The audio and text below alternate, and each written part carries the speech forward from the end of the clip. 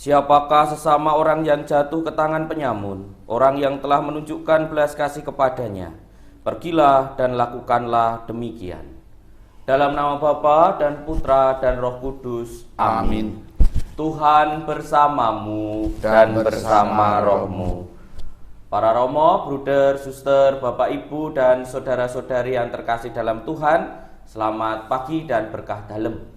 Pagi berkah dalem. Pagi hari ini kita berkumpul merayakan Ekaristi pada hari Senin biasa yang ke-27. Kita diajak untuk mengasihi sesama kita siapapun dia. Marilah berdoa. Allah Bapa, pangkal cinta dan belas kasih, kebaikan-Mu selalu menghidupi dan menyemangati kami. Janganlah kiranya kami sampai berhutang budi kepada sesama selain cinta dan belas kasih yang tulus ikhlas. Demi Yesus Kristus, Putra-Mu, Tuhan dan pengantara kami, yang hidup dan berkuasa bersama Diko dan Roh Kudus, Allah kini dan sepanjang segala masa. Amin. Pembacaan dari surat Rasul Paulus kepada jemaat di Galatia.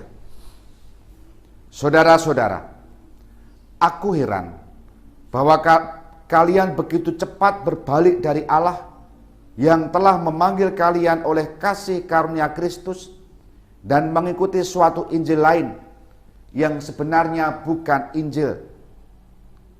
Hanya ada orang-orang yang mengacaukan kalian dan yang bermaksud memutarbalikkan Injil Kristus. Tetapi seandainya kami sendiri ataupun seorang malaikat dari surga mewartakan kepada kalian suatu Injil yang berbeda dengan Injil yang telah kami beritahukan kepadamu, terkutuklah dia.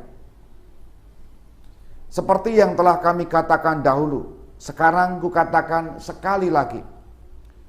Jikalau ada orang yang memberitakan kepadamu suatu Injil yang berbeda dengan apa yang telah kalian terima, terkutuklah dia. Jadi, bagaimana sekarang? Adakah aku mencari kesukaan manusia atau kesukaan Allah? Adakah aku mencoba berkenan kepada manusia? Sekiranya aku masih mau mencari perkenanan manusia, maka aku bukanlah hamba Kristus. Sebab aku menegaskan kepadamu, saudara-saudaraku, bahwa Injil yang kuberitakan itu bukanlah Injil manusia. Karena aku menerimanya bukan dari manusia, dan bukan pula manusia yang mengajarkannya kepadaku, tetapi aku menerimanya oleh pernyataan Yesus Kristus. Demikianlah sabda Tuhan. Syukur kepada Allah. Referen Mazmur tanggapan. Tuhan selalu ingat akan perjanjiannya. Tuhan selalu ingat akan perjanjiannya. Aku bersyukur kepada Tuhan dengan segenap hati. Dalam lingkungan orang-orang benar dan di tengah jemaat, besarlah perbuatan-perbuatan Tuhan, layak diselidiki oleh semua orang yang menyukainya. Tuhan selalu ingat akan perjanjiannya. Perbuatan tangannya ialah kebenaran dan keadilan. Segala titahnya teguh. Perintahnya lestari untuk selama-lamanya, dilakukan dalam kebenaran dan kejujuran. Tuhan selalu ingat akan perjanjiannya. Haleluya, haleluya, haleluya, haleluya, haleluya, haleluya.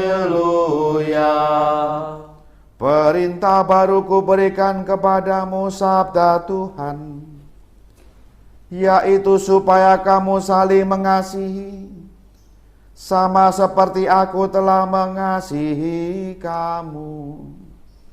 Haleluya, haleluya,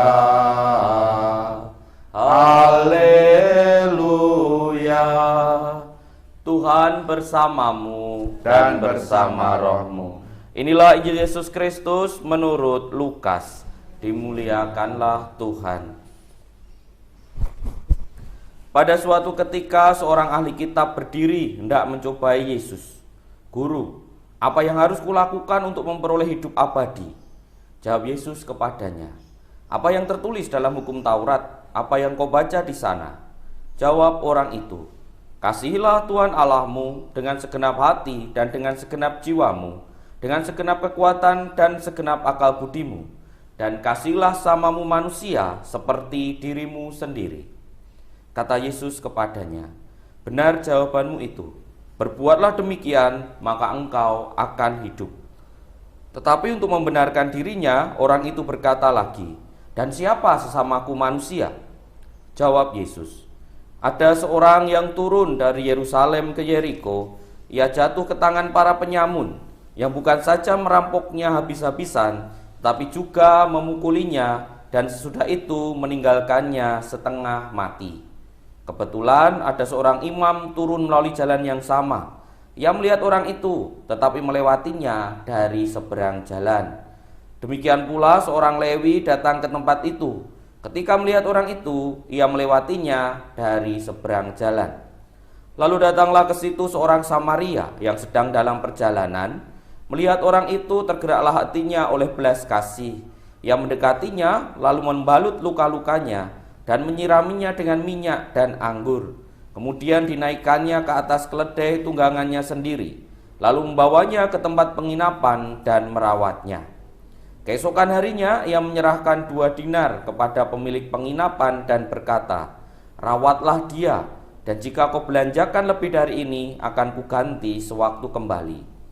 Menurut pendapatmu, siapa di antara ketiga orang itu sesama manusia orang yang jatuh ke tangan penyamun itu? Jawab ahli Taurat itu, orang yang telah menunjukkan belas kasih kepadanya. Maka berkatalah Yesus kepadanya, pergilah dan berbuatlah demikian. Demikianlah Injil Tuhan, terpujilah Kristus. Pak Romo, Bruder, Suster, Bapak Ibu, dan saudara-saudari yang terkasih dalam Tuhan, hari ini kita mendengarkan Injil di mana Yesus membahas soal 2 hukum kasih, mengasihi Allah dan mengasihi sesama, dan berfokus pada mengasihi sesama sesuai pertanyaan ahli Taurat atau ahli kitab tadi. Pernah pada masanya saya mengartikan perumpamaan ini dengan kurang lebih agak keliru, yaitu bahwa yang menjadi sesama itu adalah mereka yang menunjukkan kasih kepada kita, seperti yang tertulis dalam Injil tadi sebenarnya. Jawab ahli Taurat itu, orang yang telah menunjukkan belas kasih kepadanya. Maka saya sempat berpikir bahwa sesama itu ya yang baik kepada kita, yang mengasihi saya, yang lain-lain ya bukan. Itu kurang tepat dalam artian mengartikan perumpamaan tersebut. Tokoh orang Samaria itu sengaja dibuat oleh Yesus atau sengaja ditampilkan oleh Yesus untuk menampilkan perspektif baru kepada ahli kitab itu, yang adalah orang Yahudi pastinya. Pada waktu itu orang Yahudi dan orang Samaria itu tidak bergaul, saling membenci satu dengan yang lain karena faktor sejarah yang bisa dibaca di kitab suci Perjanjian Lama. Dibaca saja di bagian kitab Esra, Nehemia dan lain sebagainya. Itu ada bagaimana orang Yahudi dan orang Samaria memang tidak bergaul, saling membenci satu dengan yang lainnya. Tetapi dalam kisah tadi, orang Samaria justru yang menunjukkan kepedulian kepada orang yang dirampok di jalan dari Yeriko ke Yerusalem. Yesus mau mengatakan sebenarnya sesamamu itu ya semua orang. Sesamamu itu bukan hanya orang Yahudi saja pada ahli kitabnya, tetapi juga orang yang selama ini kamu anggap tidak benar, yang kamu anggap dia jauh dan kamu benci. Sesamamu itu ya semuanya. Maka tokoh orang Samaria itu diangkat dalam artian seperti itu. Mengapa orang Samaria yang menolong? Karena siapa saja bisa baik kepada kita, dan kita pun diharapkan juga baik kepada siapa saja. Itu pemaknaan kalau kita mau berkata soal sesama manusia. Dan itu sesuai dengan apa yang disampaikan oleh Yesus juga dalam kitab suci Perjanjian Lama, bahwa Allah mengasihi semua orang. Mungkin masih ingat kisah Nabi Yunus yang diutus ke orang-orang Niniwe yang bukan orang Yahudi sebenarnya, di luar Yahudi, tapi toh tetap dikasihi. Atau perintah Yesus yang mengatakan kalau kamu dibenci, kasihilah, doakanlah, ditampar pipi kiri, berikan pipi kanan. Itulah yang menjadi sabda dari Tuhan, bahwa melampaui kemanusiaan kita diajak untuk menganggap orang lain sebagai sesama. Kita diharapkan baik kepada semua orang. Tentu ini tidak mudah dalam hidup kita sehari-hari, karena kadangkala kita sudah baik, malah dia yang membenci. Kadangkala kita sudah berbuat baik, malah dicurigai. Kadangkala kita berusaha untuk mendekati, malah dia curiga ada apa dan lain sebagainya. Tetapi itulah perjuangan untuk mengasihi semua orang. Paling tidak kita tidak pernah membenci orangnya. Kalau kita benci perbuatannya, kita bisa menyampaikannya, tetapi tidak pernah membenci orang tersebut.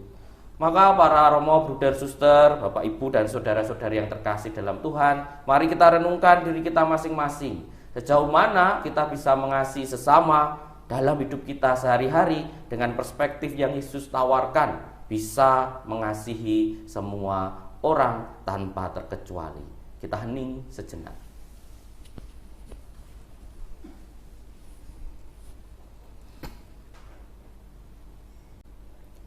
Kemuliaan kepada Bapa dan Putra dan Roh Kudus, seperti pada permulaan, sekarang, selalu, dan sepanjang segala abad. Amin.